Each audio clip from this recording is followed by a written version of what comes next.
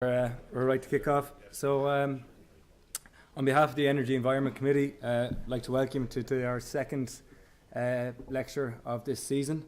Just before we get going, if everyone just notes that there's a fire exit here on the left and on my right.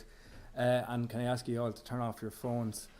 Also, if we can we keep questions till the end, and then we can have a fairly robust and open question and answer session. So tonight we have John Reilly from Móna, and he's going to discuss economy-wide decarbonisation and just transition. John is a member of Móna's senior executive team with specific responsibility for the development of the company's PowerGen business. I'll let John take it away from here. Thanks very much. Thanks, David. Thanks very much, and thanks very much to Engineers Ireland for extending the invitation to come and talk this evening. I'm going to talk about something that it's amazing actually in the media and in the press how topical the whole area of decarbonisation as we know it is now. And I think one of the things that really struck me about it was after the most recent budget, when there was no increase in the carbon tax, it was the first time I ever heard any sector of Irish society complaining because there wasn't a tax increase. It's not something that we do, but I think it does tell you where the whole climate change agenda and decarbonisation, as we capture it within Móna, many organisations do, the challenge of decarbonisation, whether that be within a business, whether it be within your own lives, your own homes, or whether it be in a sector or economy wide, it doesn't matter.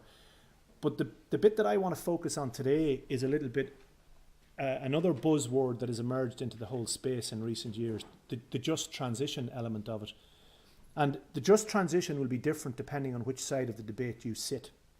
And the one that I'm going to focus on today is the impact that this has on the workers who are working in fossil fuel industries, who have, for many of them, for their entire careers and their entire livelihoods, been responsible for the production of very, very important fossil fuels which fuel the economy and fuel the globe, but which now we realise maybe we need to take a look at that and do things in a different way. And I'm going to talk a little bit about the experiences that we're having in Móna in relation to that particular element of the discussion. So it really, really is ultimately focusing on the human side of this. And of course, the just transition on the other end of it is if you're somebody who lives in a part of the world that is already feeling the very, very harsh impacts of climate change, the just transition to you is about perhaps something different. And I know that our esteemed former President Mary Robinson, when she talks about the just transition in her role at the United Nations, she very much is talking about it from the context of the small islands in the Pacific, the developing countries who themselves might need, a greater focus on energy and a greater availability of energy to drive their economies forward. So again, that's another element of this just transition piece. It's a myriad of different things to different people. So from our perspective in Móna, I suppose, like any company, we have for some time been trying to deal with the issue of establishing what our carbon footprint is. And in Móna's case, for 80 odd years, at the core of what we've done is the activity that you see in the photograph here, which is the harvesting of milled peat. That activity in itself produces emissions, but it is the direct emissions from the combustion of milled peat in the energy sector. Oops, don't hit the wrong one. We have one of our own peat-fired power stations in Edenderry in County Offaly, so we're feeding milled peat into that station. That station has, for the guts of 10 years, been co-fired with biomass on an ever-increasing basis, and I'll come back to that. But those emissions are direct emissions. That facility is owned by Móna. So under the UN framework for accounting of emissions, or the EU ETS accounting within Europe, they are direct emissions attributable to our activities. We would also be responsible for indirect emissions from the customer bases that we would supply. So for example, the two ESB power stations located in West Offaly and Lochbury Power, we would supply the fuel into that. Those emissions would be from those point sources would be attributed directly to ESB, but they would be part of our indirect emissions as an organisation. And organisations think it is important that organisations understand both their direct and indirect emissions. We also take a chunk of that milled peat annually, and we still manufacture the good old peat briquette.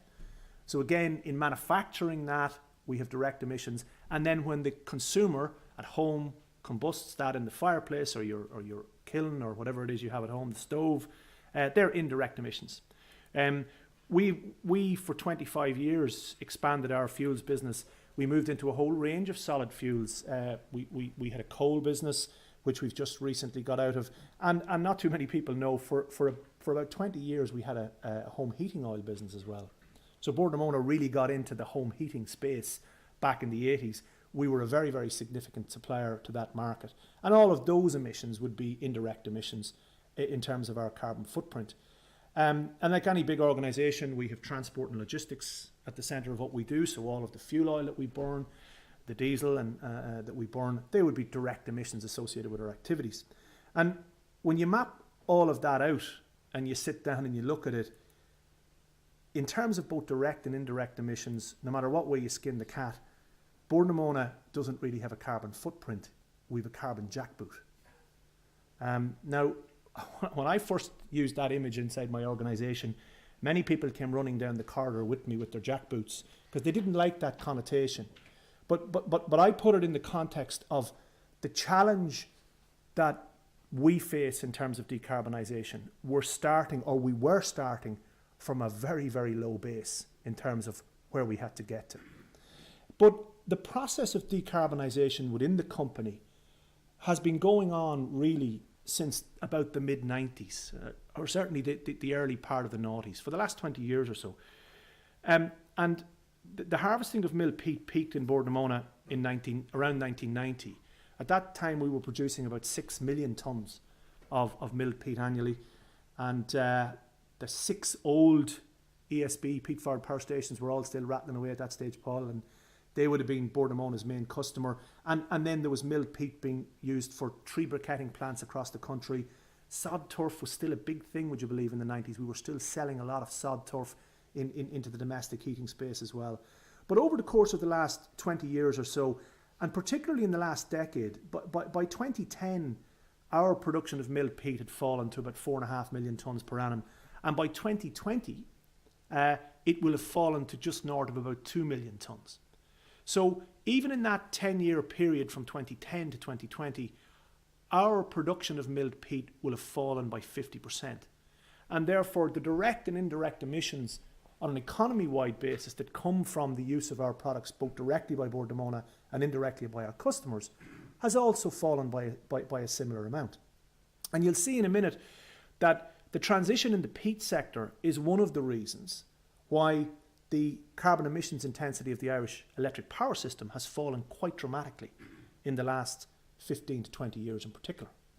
So the process within the organisation started back about 20 years ago when we devised a strategy of diversification.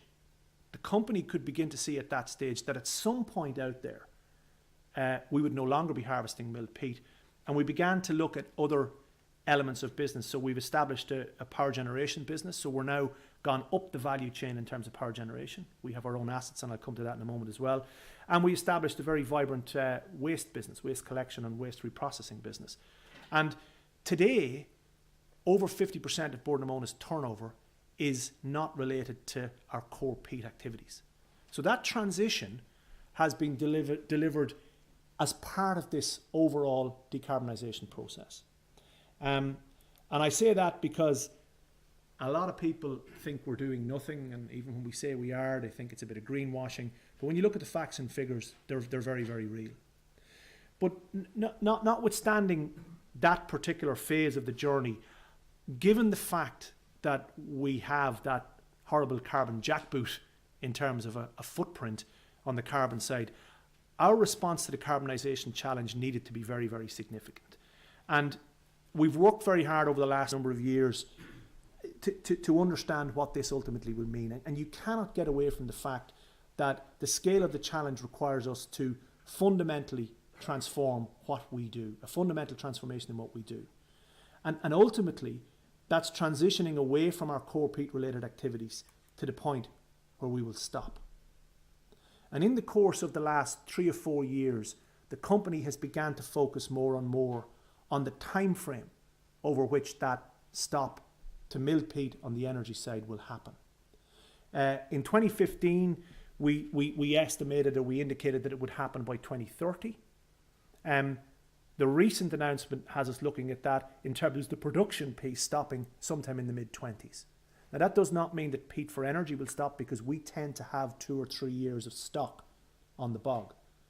But the production activity will probably stop completely across the Midlands in about 2025. So that's, in real terms, that's tomorrow.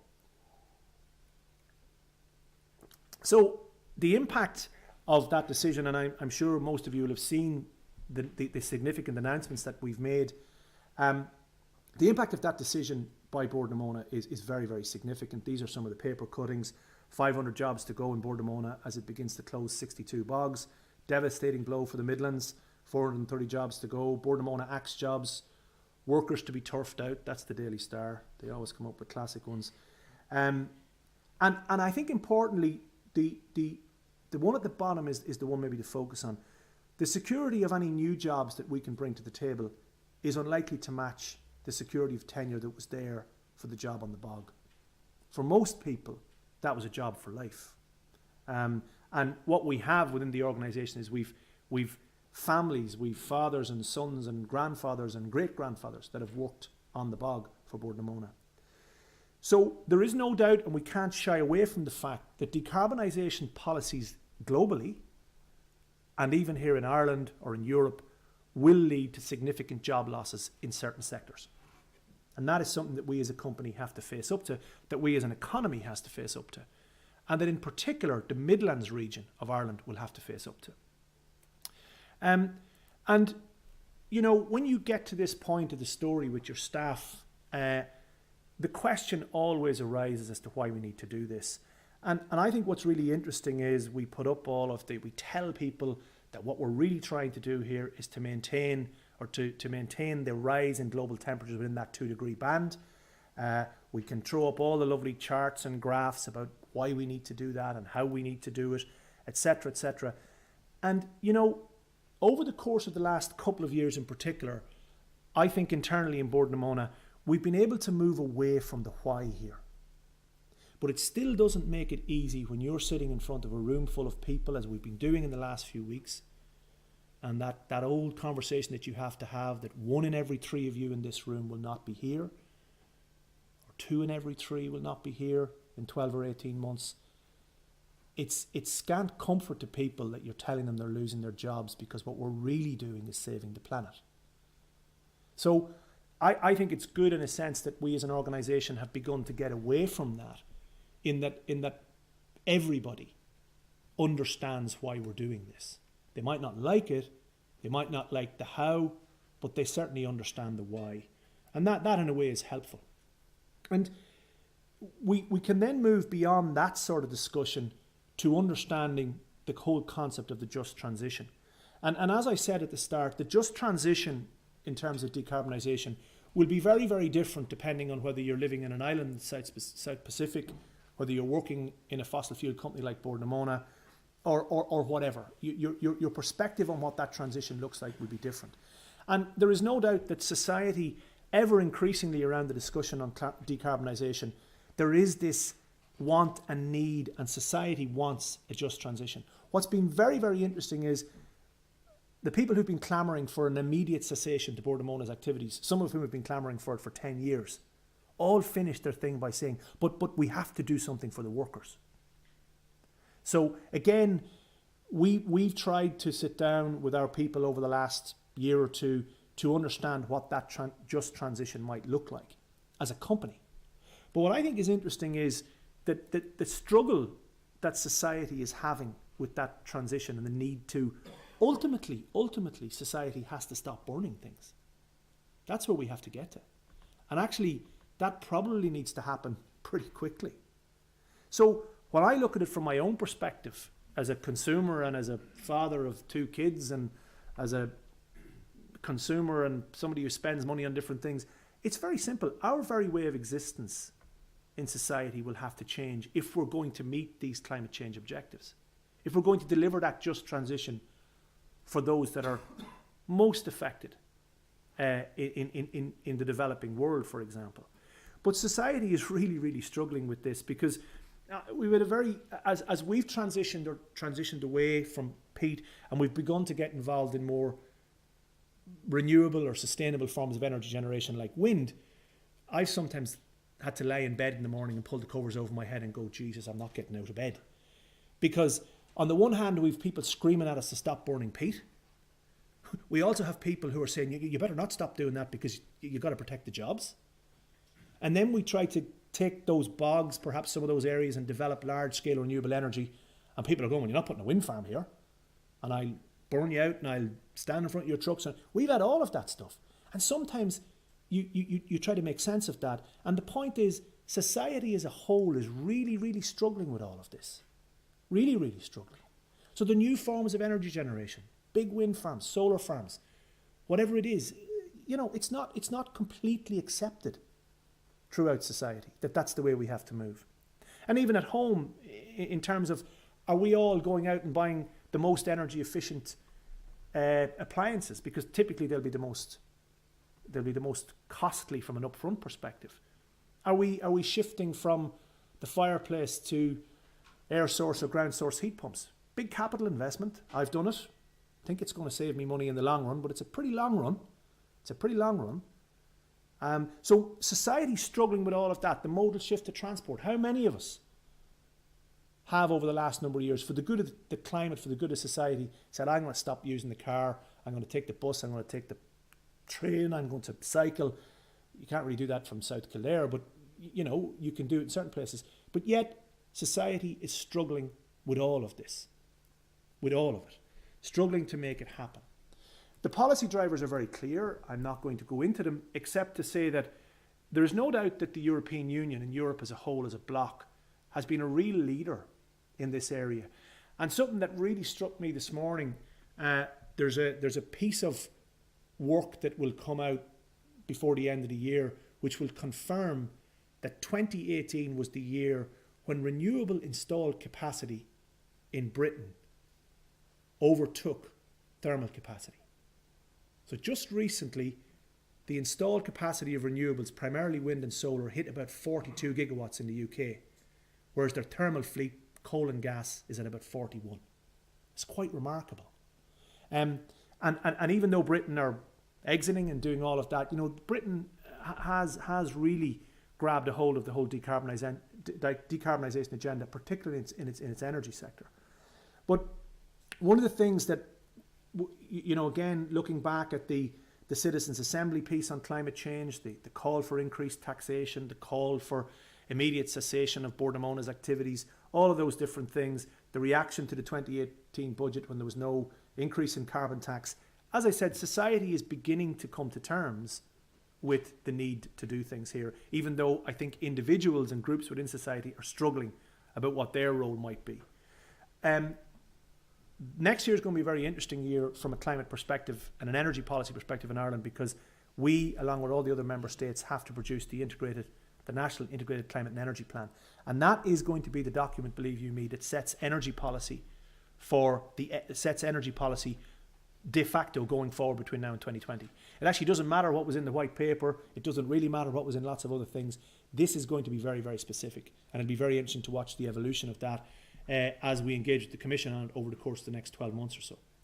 So the policy drivers are clear, but we as society and we as organisations are still wondering, can we get the necessary buy-in? And from our perspective in Bord na Móna, in trying to put in place a plan around this, we think there are three key pillars to it. First of all, the rationale. It needs to be clear and accepted for doing this. Secondly, the change or the transition. It needs to be planned, and there needs to be a coordinated and joined up approach to things. Like, there's no point in trying to push us towards electric vehicles, for example, if we don't have a charging network in place that people can have confidence in. There's no point in telling me in South Kildare to get on the bus and the train when it's not there. So that's what we mean by the joined up approach.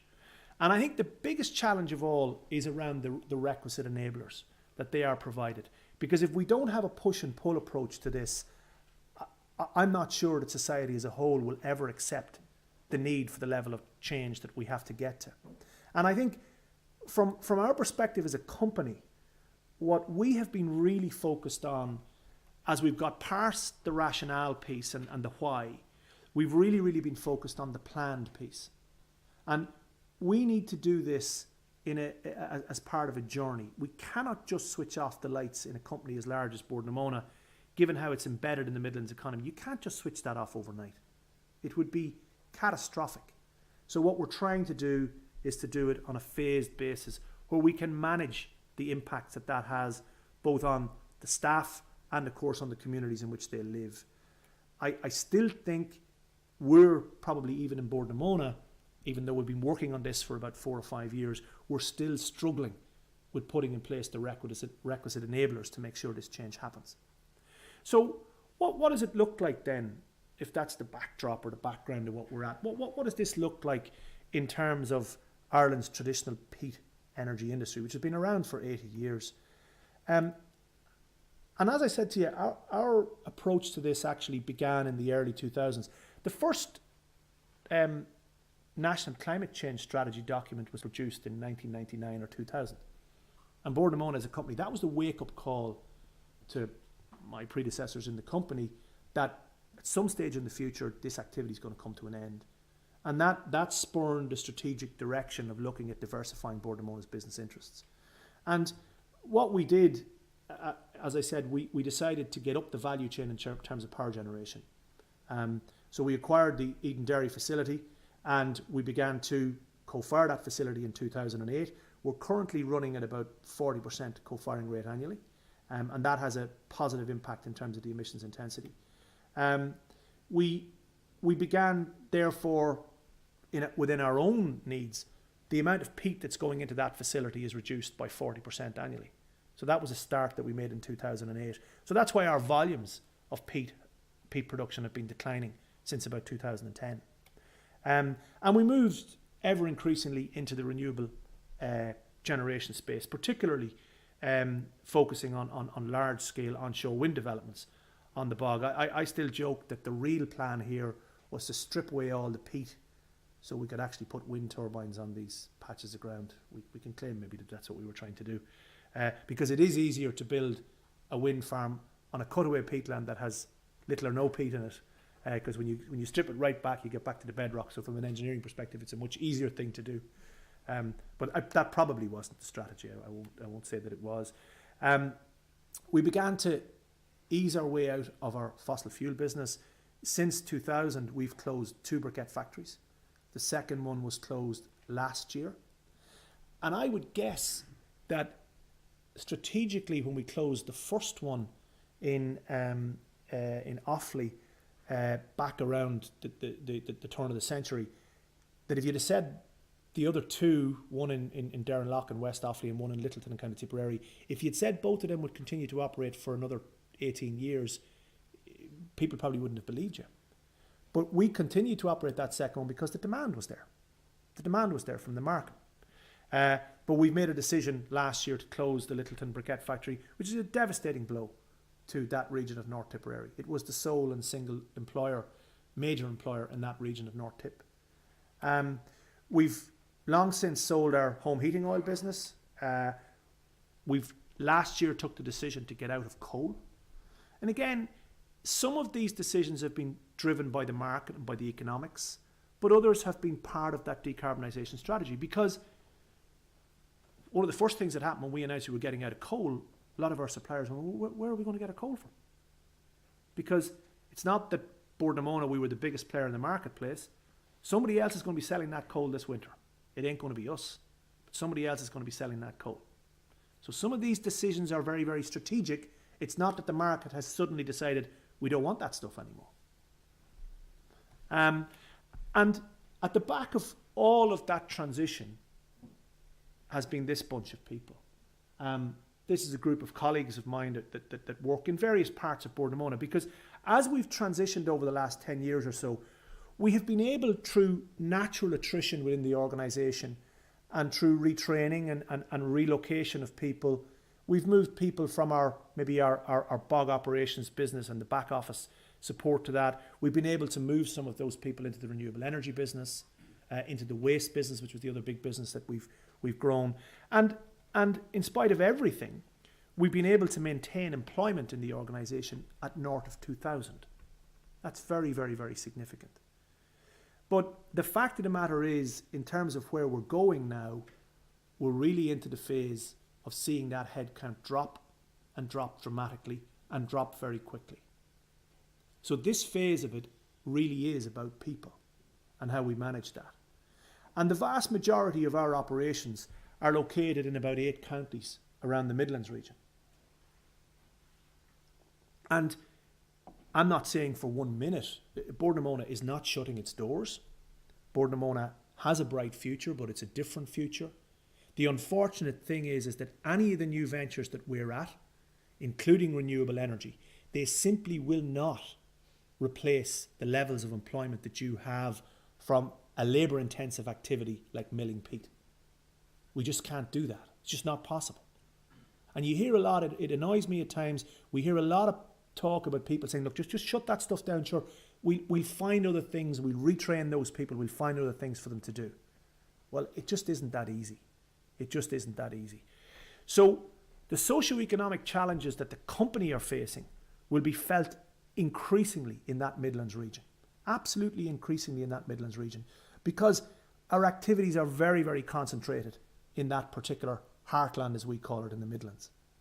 And what we need to make sure as part of the just transition is that this region does not become Ireland's Rust Belt, or it does not become like the coal mining regions of Yorkshire or South Wales in the UK that went through devastation as economic regions as a result of taking away the core activity that was at the centre of that region.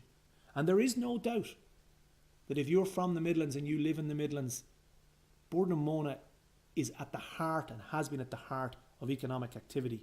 I mean, the spin-off multiplier that you get across that region from the 1,500 or so salaries that are pumped into that region is enormous. The multiplier effect is, we've a report done on it. Jim Power did an excellent report for us. I think the multiplier effect could be 3:1. So you're really talking, maybe 5,000 jobs are latched on the Bord na Móna euro. So when that's not there anymore, or that core activity is not there anymore, the economic impact is going to be real. And that's a challenge not just for the company. It's one of the things we've been saying in terms of agencies across the Midlands, in terms of the local authorities across the Midlands, business groups across the Midlands. They need to be concerned about this, because it is going to have an impact right the way across the board. Right the way across the board. So in terms of the diversification programme, one of the big things that we've been doing quite successfully is the whole renewable energy venture.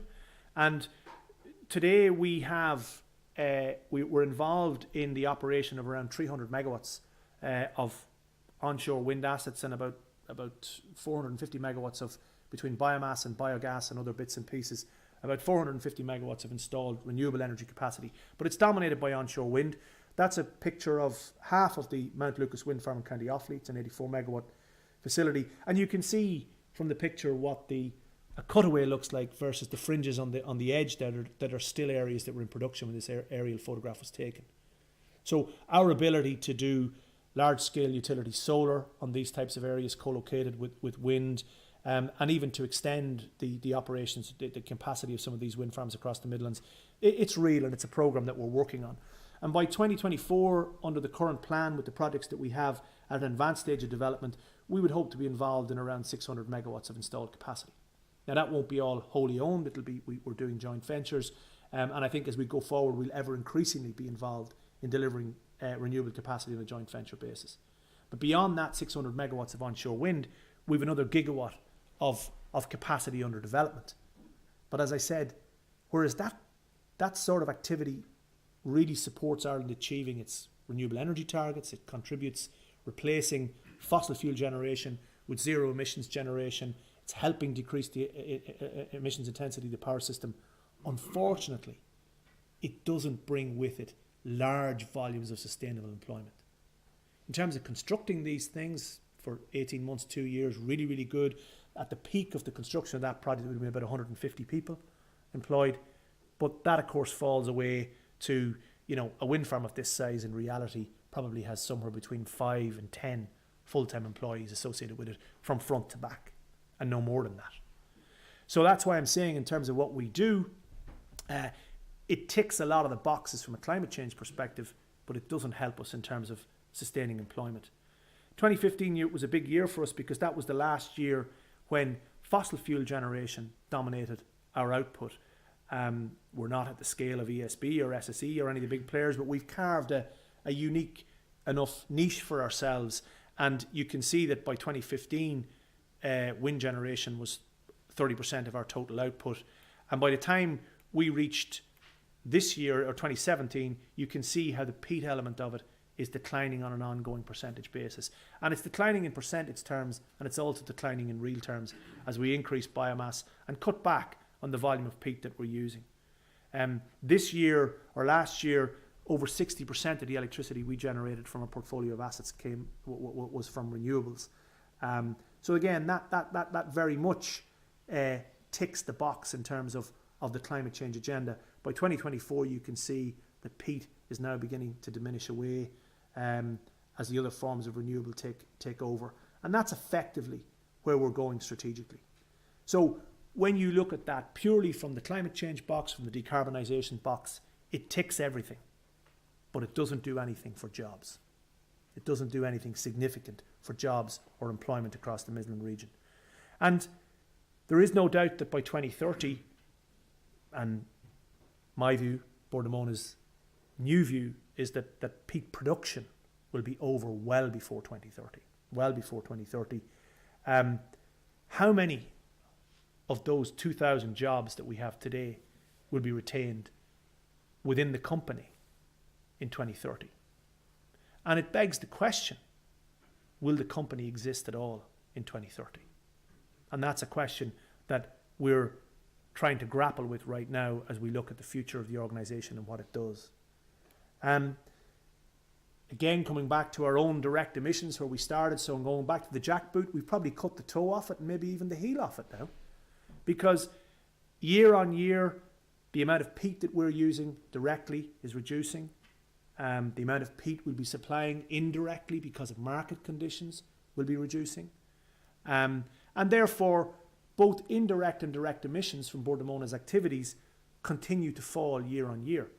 And by 2025, 80%, we will have seen an 80% reduction in direct emissions from where we were in 2010. And the indirect emission levels will be somewhere in the same basket. Because at that stage, I'd say we'll be almost completely out of the home heating market by 2025. So again, in terms of the KPIs that the scientists will look at and that the people who monitor emissions and report on emissions, they will say, okay, this is good. This is all happening. It's all going in the right direction. And Móna is making a very, very significant contribution to that. This is the emissions intensity trajectory for the energy sector, the electricity generation sector in Ireland. And you can see since 1990, when coal and peat, the red bar and the purple bar there on the slide, when they dominated back in the 1990s, we've seen almost a 50% reduction in the emissions intensity of the Irish power system over the course of the last 30 years or so. And again, Móna has played quite a significant role in that. You can see that from the levels of peat going into the energy mix in 1990 compared to where they are today, that's the 2016 figure. And also in terms of emissions avoided on the renewable side, Móna is making not an insignificant contribution in terms of wind farms and the biomass piece, which is a part of the top little bit up there. So we certainly believe that for those people who are throwing greenwashing at us and have been doing those sorts of accusations over the last decade or so, we've been happy that we've the numbers to show that we're making a major contribution to the decarbonisation of the electric power system. And of course, the drive to continue to decarbonise the electric power system will continue. And over the course of the next decade, my own particular view is that Ireland has a massive opportunity to arrive at 2030 with one of the lowest emissions intensity power systems anywhere in the world because of the very, very significant renewable energy resource that we have. Now, tapping that and getting public acceptability to tap that will be a challenge, but it's infinitely doable from a technical perspective. And at that point in time, pushing electrification into the heating and transport sectors, in my view, will be the primary way that Ireland will ultimately meet its overall emission objectives by 2050. The technologies are there today. We don't have to wait for enormous leaps of faith here. All of the technology bits are out there. We're not waiting for something new to come along to deliver that. So that'll be an interesting story to watch. But back to the final piece. That's all wonderful.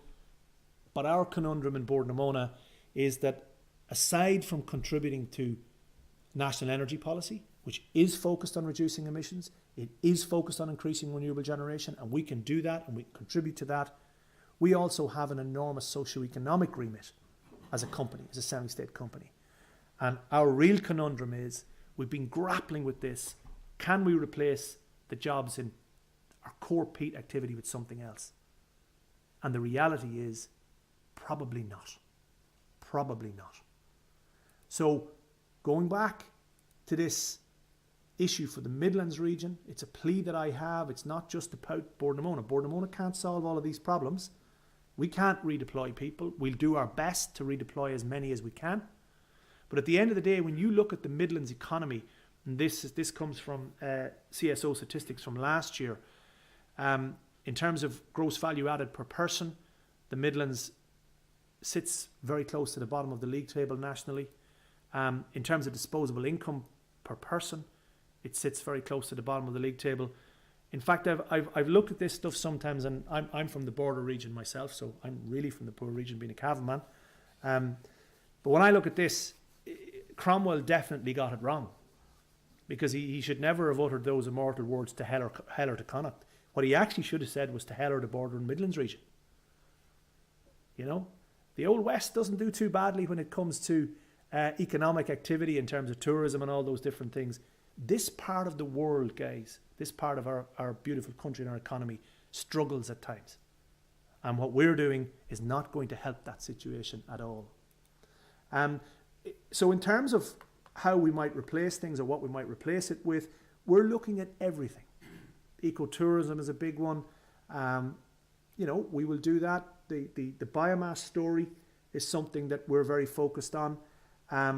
Looking at how we can replace peat with biomass, or heating sources with biomass.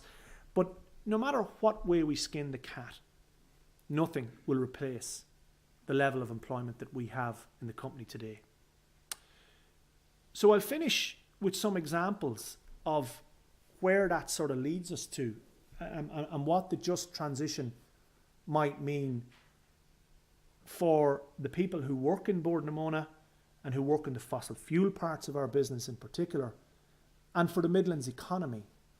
There are examples globally of where this sort of thing has happened, and they're trying to make sure that the Rust Belt situation doesn't arise, or that the sort of situation that arose, as I said before, in the mining regions in Yorkshire and South Wales in the 80s in the United Kingdom. And one of the very interesting ones is in terms of Australia. Australia, as you'll probably know, is very rich in its own domestic coal, and it exports a lot of coal. When China was burning lots of coal, one of its biggest suppliers was Australia. But even the Australians have begun to look at the climate change challenge and begun to face it. And in an area of Victoria, the challenge was very similar. When we looked across the globe, the challenge was very similar to the sort of challenges that we're facing in Bord na Móna. They reckoned that as they got out of this coal mining business and supply of coal, they were looking at 1,000 direct job losses, and the multiplier effect locally would see another 1,000 job losses in a relatively small region. And the government's provided a fund of $266 million to really focus on the retraining of people from within that sector to work in the renewable energy industry.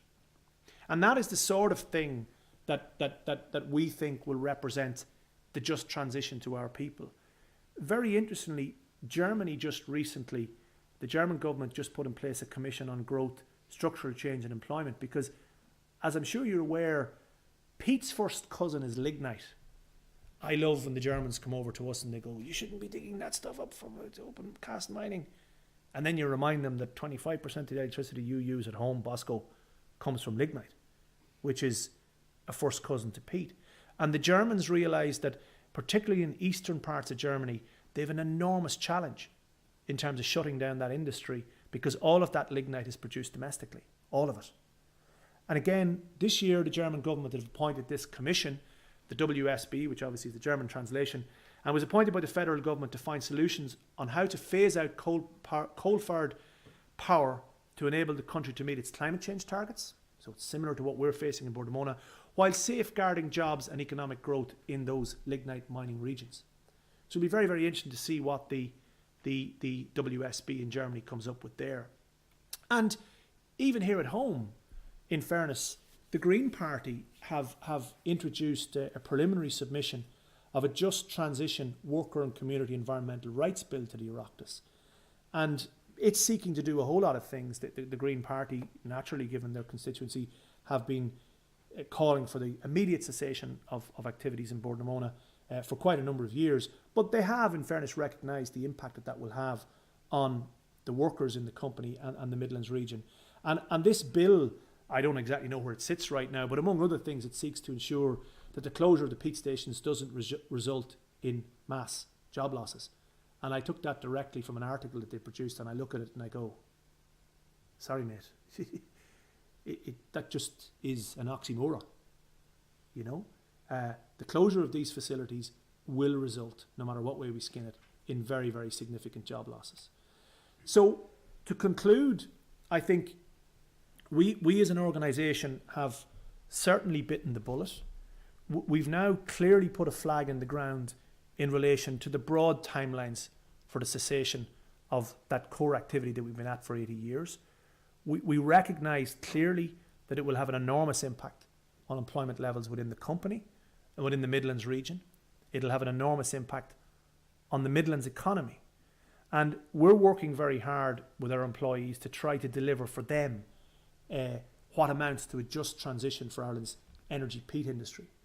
And the message that keeps coming back from those self-same employees that we're talking to every day is encapsulated by this statement by Steve Maraboli.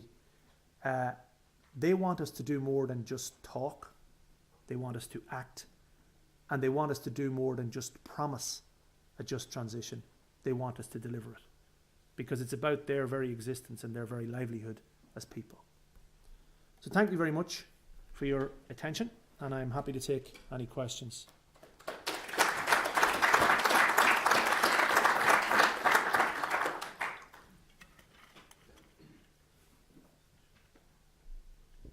It's working. Okay, John, let's start with yourself.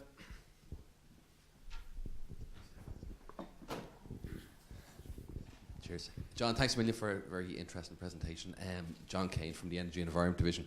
Just three very quick fire random questions if you don't mind to get it moving. Where does the co-firing biomass come from? Where is that sourced? Second one, if you had carried on using the peat as you had, let's say, in 2015 or so, like how much resource is actually still in the ground? Could you have continued on for 10, 100, thousands of years? Just to get in my own head what kind of resource was there. And thirdly, again, just a random one, is afforestation a part of the plan for the existing resource that you have in the ground? Yeah. Maybe I'll start at the back first in terms of forestation. We have 80,000 hectares of land. The bulk of it is in what we would describe a cutaway or partial cutaway state, and that comes back to the second question. I'll come to that in a moment. We've worked for years in terms of seeing what can we do with that land, and growing things on it was an obvious one. Móna actually started looking at growing trials for various things back as far as the 1970s. We would have had a big project with Quilta looking at, it was called a bog forestry project back in the 80s. And the problem is that when you strip away all of the peat itself is not a fantastic growing medium. It's very acidic. It lacks nutrients, so therefore trying to grow anything on cutaway peatlands is almost impossible. I'm not saying it's completely impossible. We are still working on that. We can recreate grassland on these vast tracts of open area, no problem at all. It's just that it costs about 10 or 15,000, I can't remember the exact figure, 10 or 15,000 per acre to recreate that grassland. If you recreated it back to something like grassland, you could grow stuff on it, but it's completely uneconomic. Completely uneconomic. Now, in the context of broader climate change and where carbon pricing might go, maybe at some stage it will become economic to get that cutaway back into a state that it could grow forestry. Because it's certainly technically possible. It's just down to the cost. In terms of peat resource, I described there that we've 80,000 hectares of peatlands that are in either partial or a complete cutaway state. We could continue to supply milled peat to the market for another 15 or 20 years. So it's not that we're running out of peat, not at all. In fact, most of the bog areas that we're closing in the next couple of years are in what I would call a partial cutaway state. There is still plenty of milled peat available there. And we have to look at the restoration around that and how we stabilise that, because ultimately that peat is not coming out of the ground. The co-firing piece is basically down. We get a lot of criticism at times from people in terms of co-firing. We didn't write the rules. The power stations have been, right away across Europe, have been participating in the EU ETS since 2005 on a mandatory basis. And part of what that was to do was to drive co-firing of coal plants and to get stations to reduce their emissions intensity while still producing the same amount of megawatt hours of output. So woody biomass is defined from a UN perspective as carbon neutral, because the life cycle, when the tree grows, it sucks in the CO2, all of that. So it is defined when you use it as a carbon neutral fuel. So when we burn biomass rather than peat, we don't have to surrender an EU allowance, which today is trading at around 17 euros a tonne on the market. So it is a mechanism that was devised by the European Commission as part of the EU ETS to get Europe. It was probably focused more on Europe's coal fleet to get Europe to co-fire. The interesting thing was Europe's coal fleet is not designed you to pulverise the biomass, so it hasn't been particularly successful. It's happened in some coal plants across Europe, but in terms of the fluidised bed boilers that we have, they don't see coal, peat or biomass as being anything different in terms of the... Where's the biomass coming from? Oh, sorry, two major sources. We're importing last year we imported about 30% of what we used, and the other 70% has been sourced domestically. So there's an international traded market for biomass. You can buy biomass globally. We've been importing biomass from various parts of the world over the last 2 years, or over the last 10 years or so. And I mean, it's kind of ironic, the peat sitting in the bog across the road, but the market is driving you to do that, and to do that economically. Yeah.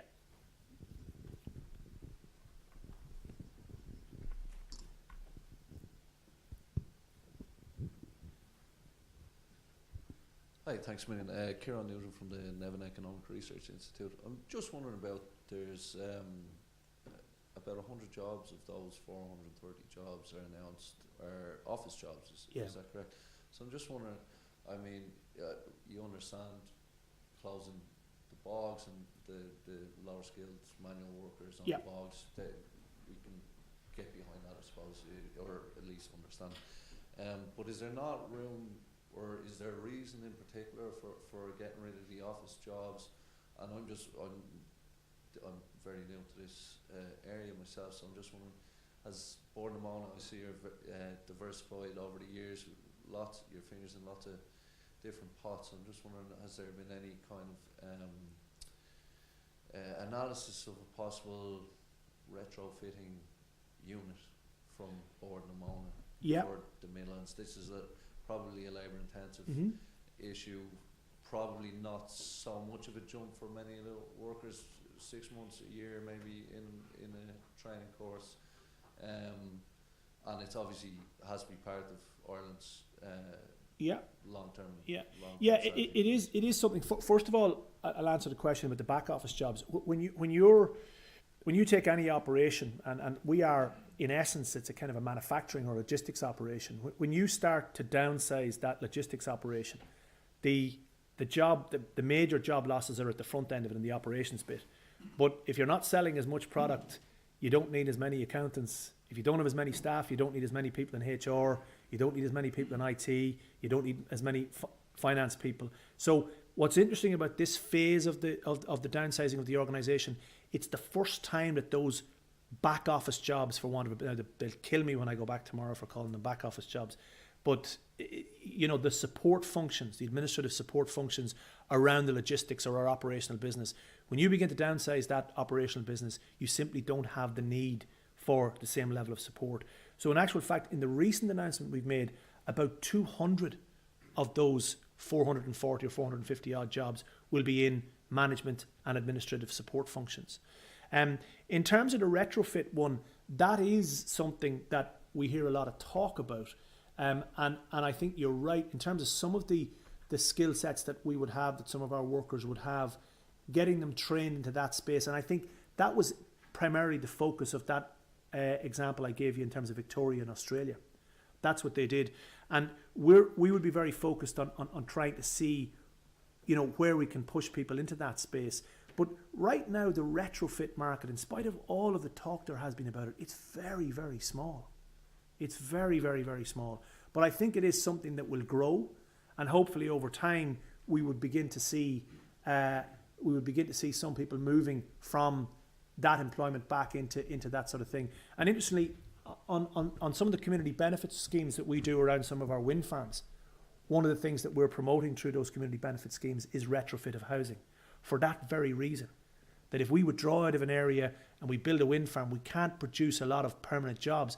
But if the community benefit fund that comes with that operation, if it can focus on, you know, the benefits of retrofitting and increasing the energy, the BER rating of houses in the locality, as well as doing that and the benefit that has from emissions and energy savings, it's also providing the type of employment that you're talking about. So I think there are things like that will pick up some, but in terms of replacing 1,000 people that we'll ultimately see exiting the organisation over the course of the next decade, it's hard to imagine that sector picking up those jobs.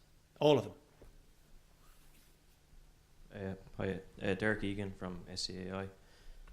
Regarding Eden Dairy, do you see any growth and ambition in the kind of co-firing percentage in Eden Dairy, and where do you see maybe futuristic forecasting, where do you see Eden Dairy post 2030?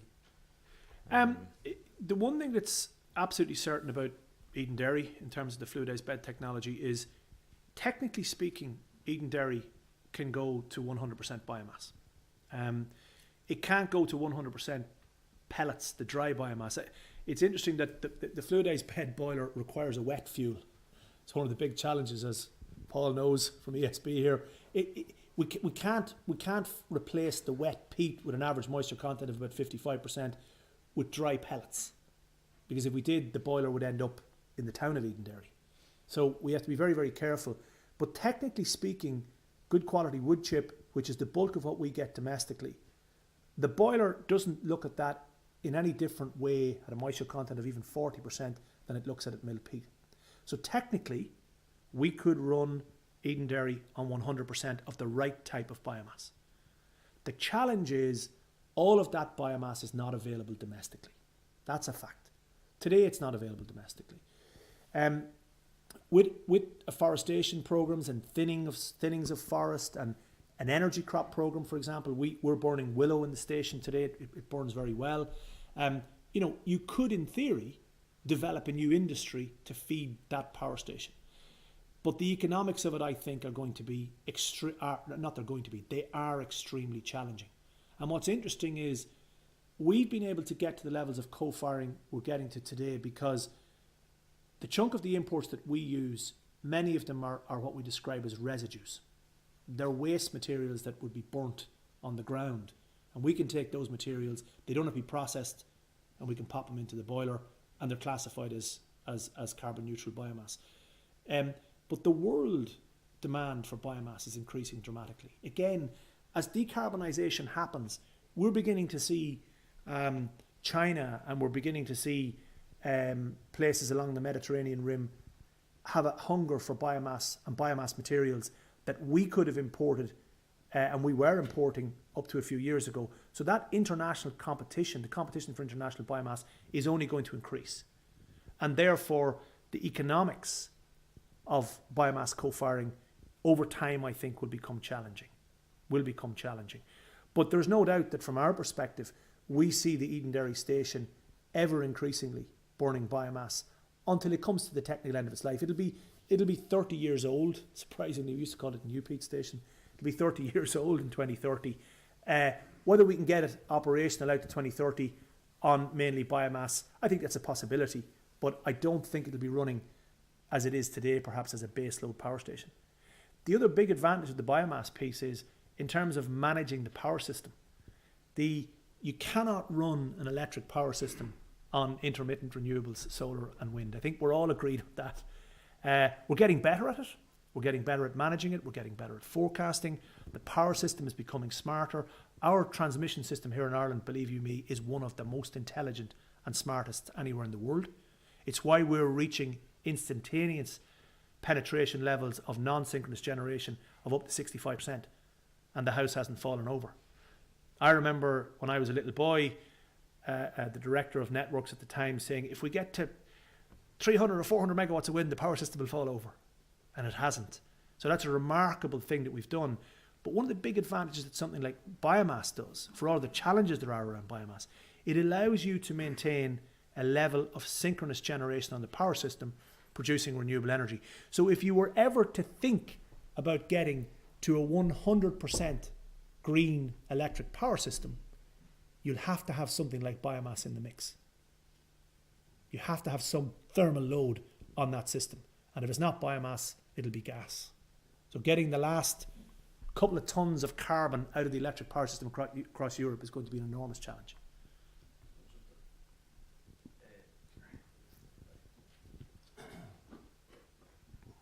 Just on the economics, so would you see that if Eden Dairy was out of RES support or out of refit subsidy, do you think the marginal price would be too high and drive it out of the merit order? Oh, then? it would. Yeah, absolutely it would. Okay. Yeah. Even though it's cheaper than solar. Yeah. But in the merit order place, where pricing is today, yes, it would. It wouldn't work.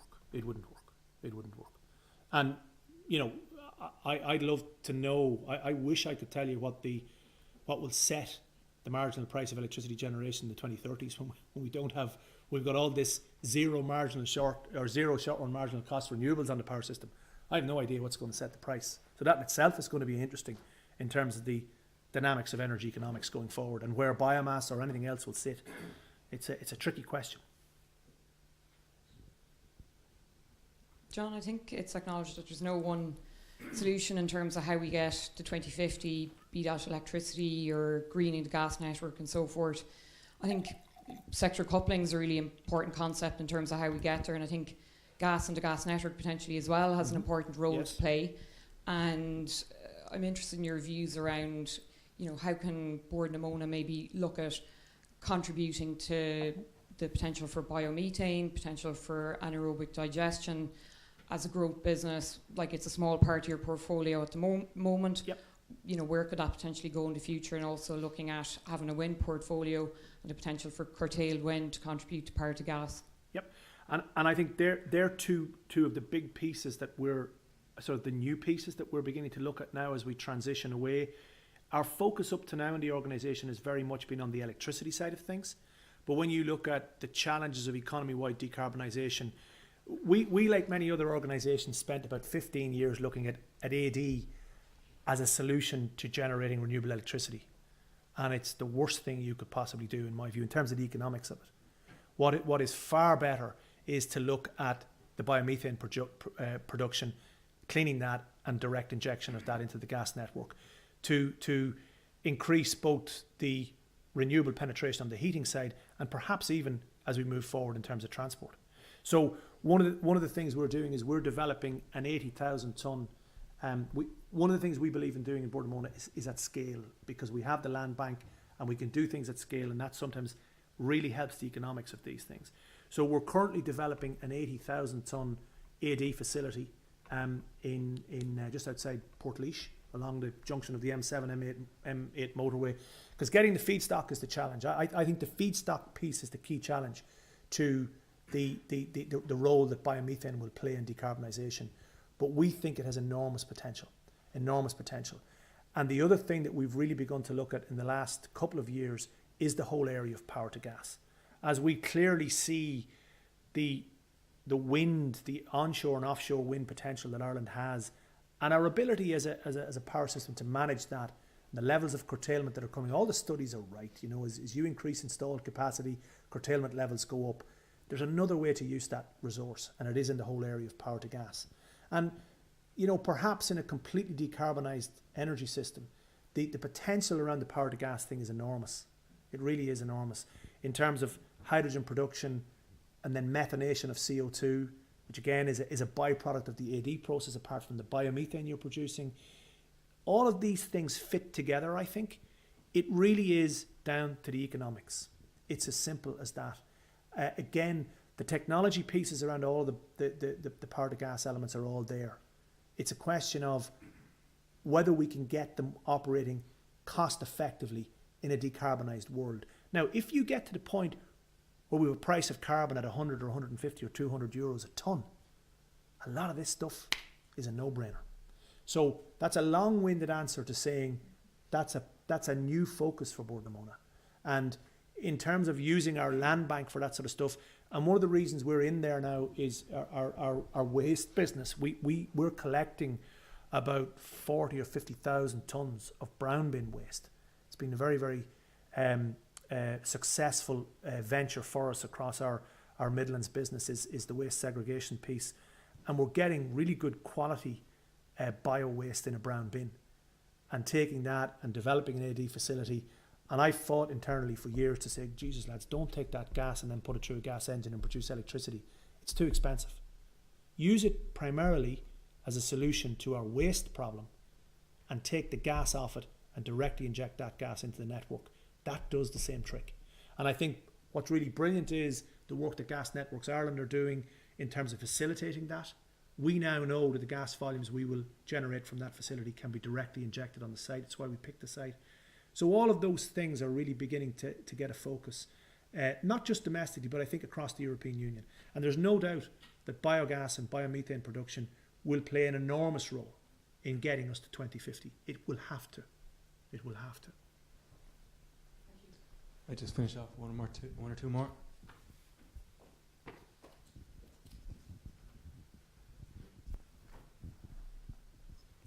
Thanks very much for the talk. Paul Price from DCU. You were talking about carbon neutrality, you mentioned that, and that the EU has set out that bioenergy is carbon neutral. This is against the scientific advice. I'll stop you. We didn't set the rules. I've talked to you before. Wait. Right. We didn't set the rules. I'm getting there.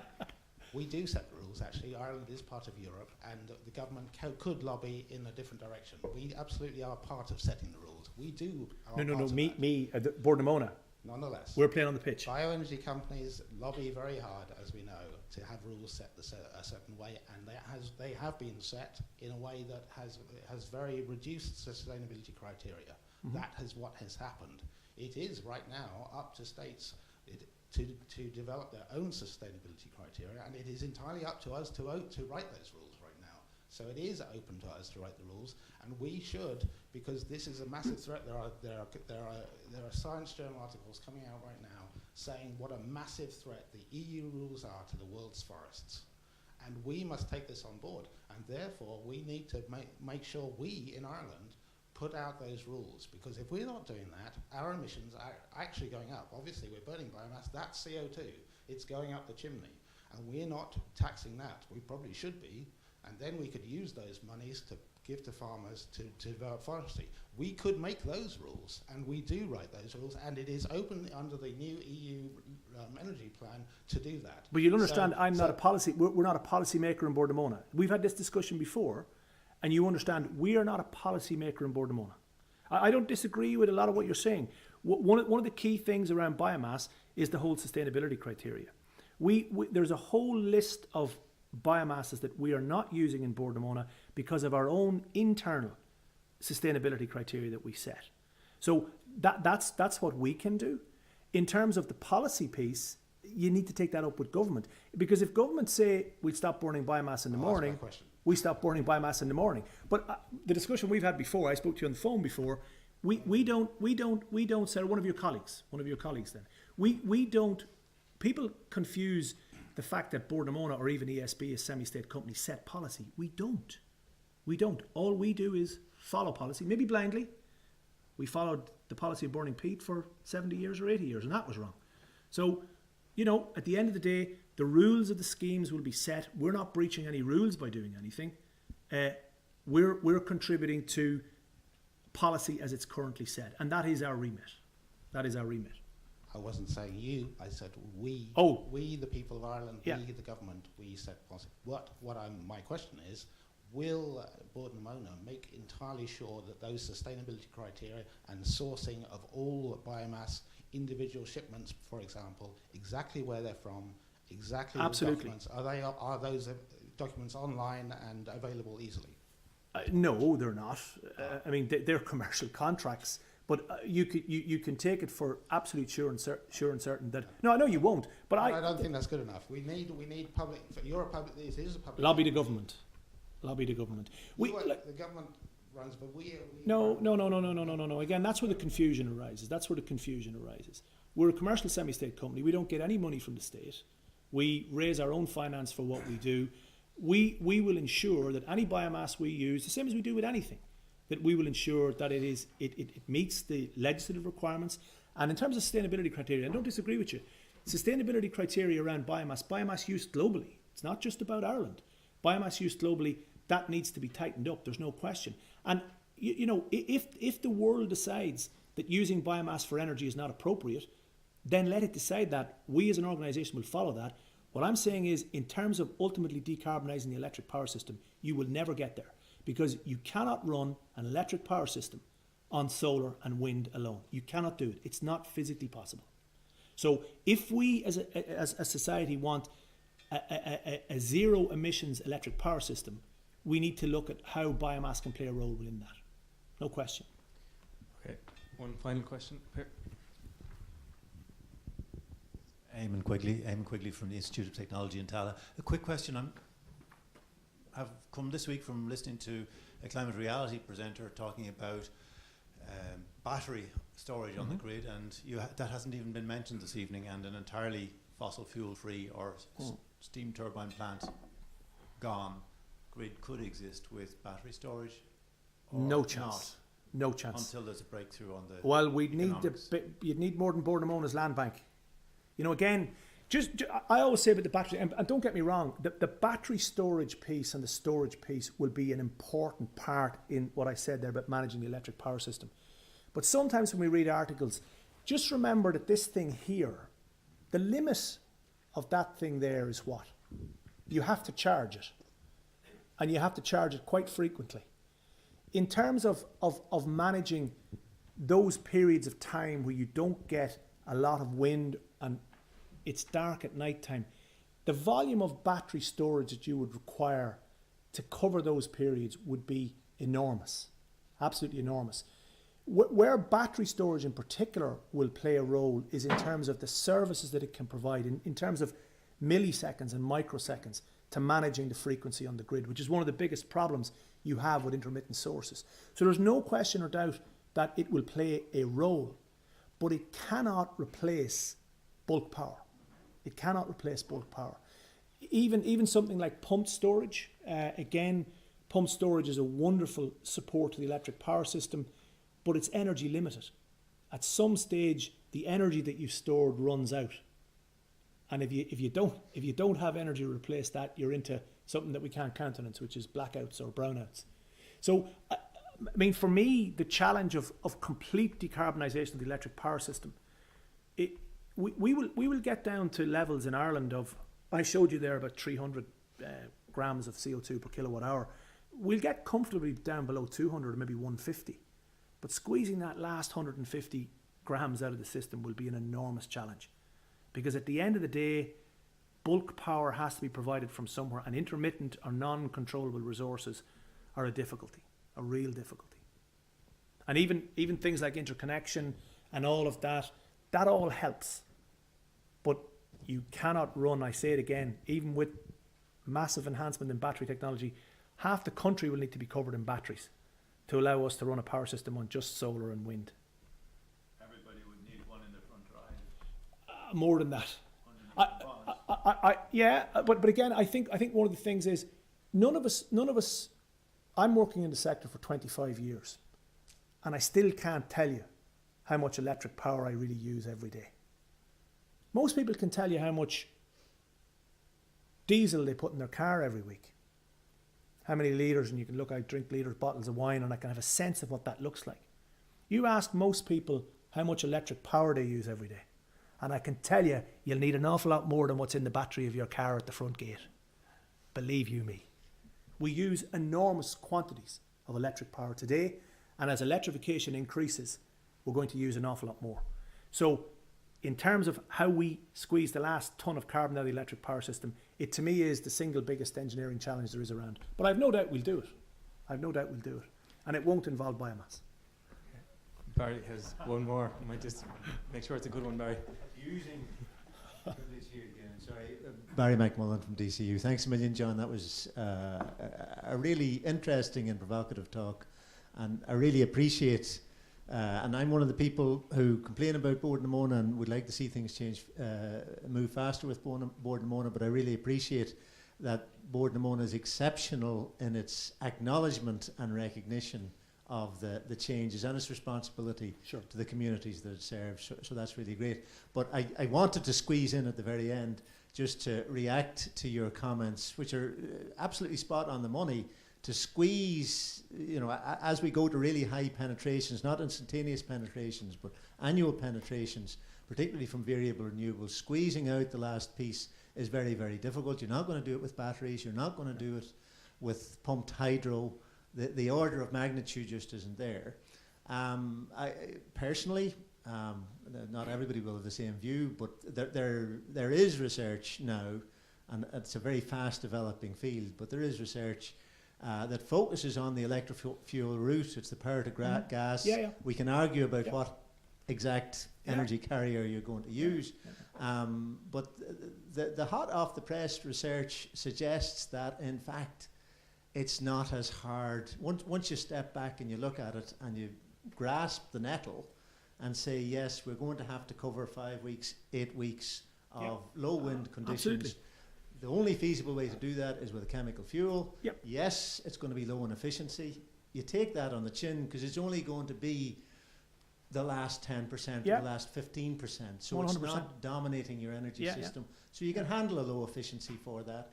You do need large-scale storage facilities, but we actually do that already. We have very large-scale gas storage, we have very large-scale liquid fuel. So as you say, and I couldn't agree more, the pieces of that jigsaw are there. If we had a carbon price in the morning, economy-wide, at €100 a tonne, this would happen extraordinarily quickly. It would. I mean, when I say extraordinarily quickly, I don't mean in a year, because there's an awful lot of infrastructure involved. But if we had the conditions in place, the technology is there, and I think probably for a lot of people in the room as engineers, the deepest frustration I feel is that there's so much we could do, so much we know how to do, but as yet there isn't the wider societal license to just roll up our sleeves and get on with it. So hopefully with talks like you've delivered here this evening and wider conversations concentrating minds, we can reach the point where that wider societal engagement actually materialises. So thanks very much. And I think to finish, that is the solution in my mind, because I go back to this point, you will always need thermal, you'll need thermal load on the power system in some way, shape or form. Unless power electronics get us to the point where John O'Sullivan will come in and tell us, no, we can deliver a 100% non-synchronous power system. And power electronics might get us there. But I think the solution to this, to replacing biomass, to doing the job that biomass would do, is power to gas. It's hydrogen, and it's power to gas and gas to power.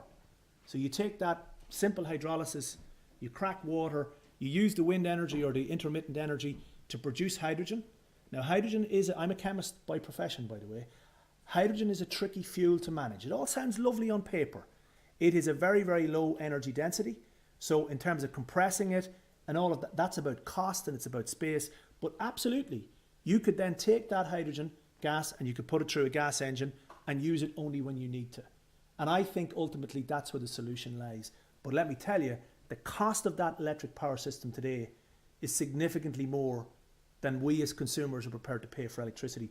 Which I believe, my final point is, electricity is the most undervalued commodity in society, bar none. Bar none. And the way we realise that is when you switch off the lights for a few hours, society goes mental. All I just want to add to that, John, is the most recent research actually is very, very encouraging. Yeah. That the costs on that, again, because ultimately it doesn't have to be a huge chunk of your total energy system. No, it doesn't. Because it's only covering Yeah. intermittency. Yeah. The cost penalty isn't actually all that disproportionate. Even at €50 a tonne, an awful lot of this would happen. Well, that's encouraging. Yeah. Okay, just want to thank John for he's been very generous with his time in the usual way, if that's possible. Thank you.